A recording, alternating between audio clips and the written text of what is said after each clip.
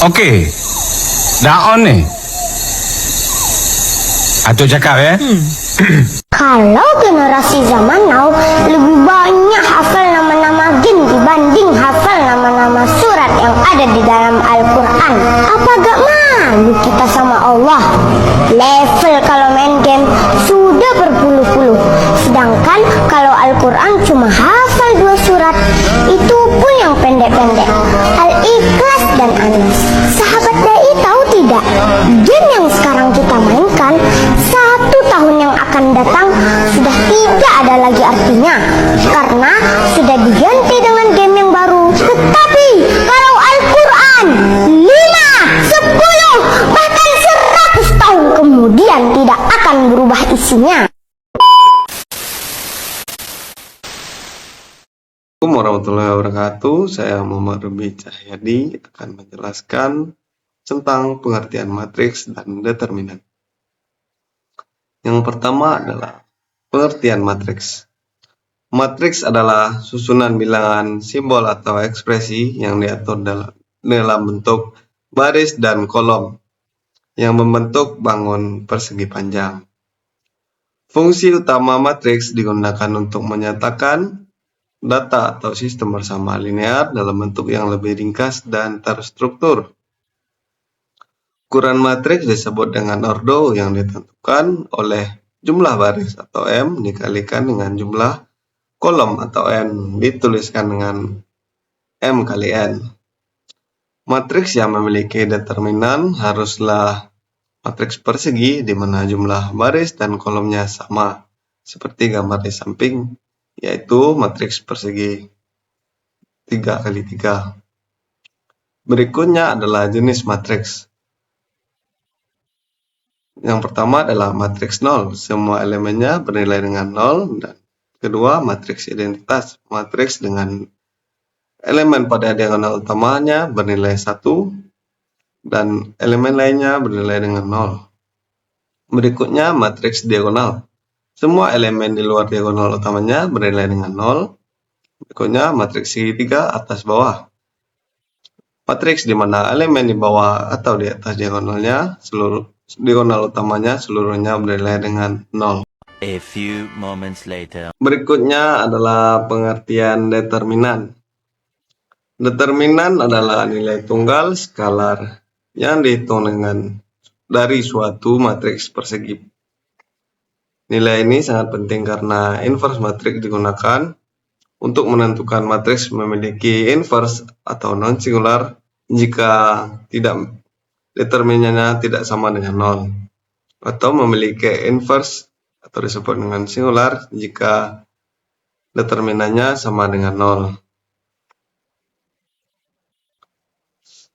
Sistem bersama linear atau SPL berperan penting dalam penyelesaian SPL, menggambarkan faktor skala perubahan luas atau volume mengakibatkan suatu transformasi linear.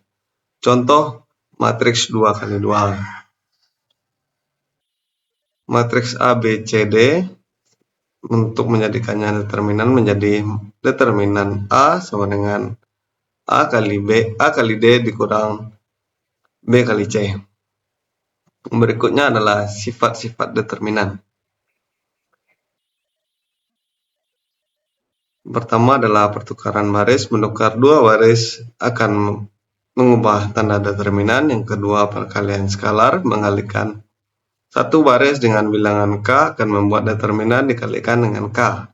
Berikutnya, baris identik atau kelipatan. Jika 2 baris kolom identik, determinan bernilai 0.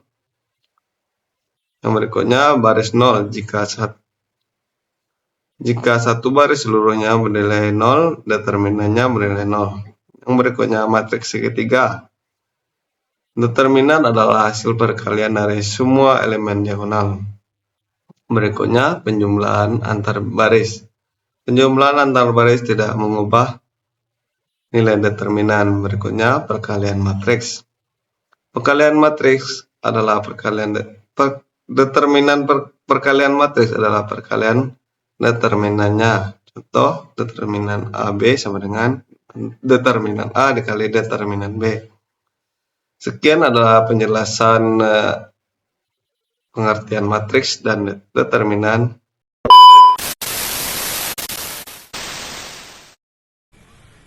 Sebelumnya, perkenalkan, nama saya Anugerah Rezeki dengan nomor BP 22101152630317. Selanjutnya, saya akan melanjutkan pemaparan dengan fokus pada salah satu teknik penting dalam aljabar linear, khususnya dalam pembahasan determinan matriks, yaitu metode ekspansi kofaktor. Pada bagian ini, pemaparan saya akan dibagi ke dalam 3 poin utama. Pertama, saya akan menjelaskan konsep, pengertian metode ekspansi kofaktor agar kita memilih pemahaman konseptual yang sebelumnya masuk ke aspek teknis. Kedua, saya akan menguraikan langkah-langkah ekspansi kofaktor secara sistematis dan terstruktur, sehingga nantinya metode ini dapat dipahami dan diterapkan dengan benar. Dan yang ketiga, saya akan menyajikan contoh penerapan sekaligus membahas nantinya kelebihan dan kekurangan dari metode ekspansi kofaktor sebagai bahan evaluasi kritis dalam penggunaannya. Dengan pembahasan ini, diharapkan kita tidak hanya memahami cara menghitung determinan menggunakan ekspansi kofaktor nantinya, tetapi juga mampu menilai kapan metode ini efektif digunakan dan kapan perlu dipertimbangkan metode lain. Baik, langsung saja kita masuk ke pembahasan pertama, yaitu metode ekspansi kofaktor. Untuk rumusan besarnya itu sudah tertera di layar untuk kofaktor itu sendiri, di mana M minor dari A, yaitu determinan dari submatriks tersebut yang terbentuk setelah menghapus baris ke I dan kolom ke Z, buka kurung -1 tutup kurung ditambah penentu tanda kofaktor atau positif atau negatifnya. Untuk langkah-langkah ekspansi kofaktor itu terbagi dari beberapa faktor, dari beberapa langkah. Yang pertama, pilih baris atau kolom yang paling banyak nolnya. Kedua, tentukan minor tiap elemen. Ketiga, hitung kofaktor dengan rumus kalikan. Dan keempat, kalikan elemen kofaktornya. Kelima, jumlahkan semua hasil. A few inches later. Untuk contoh dan kelebihan dan kekurangan ekspansi kofaktor. Untuk contohnya itu seperti A sama dengan 101240356. Ekspansi baris pertama, A sama dengan 1 tutup kurung 4.6 dikurang 5.0 tutup kurung dikurang 2 buka kurung 0.6 dikurang 5.1 tutup kurung ditambah 3 buka kurung 0.0 dikurang 4.1 tutup kurung. Untuk bagian kedua, A sama dengan 24 dikurang buka kurung dikurang 10 min 10 dikurang 12 sama dengan 22. Itu teruntuk contoh ekspansi baris pertama.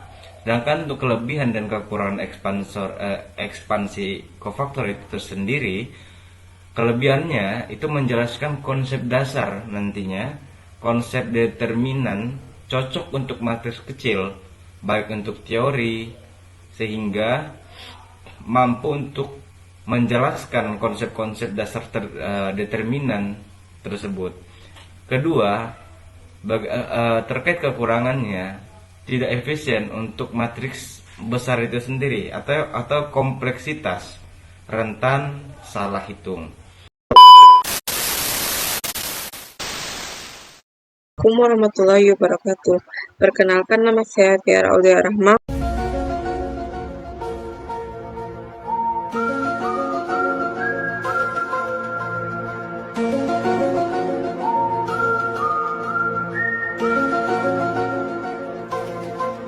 Selanjutnya saya akan membahas reduksi baris.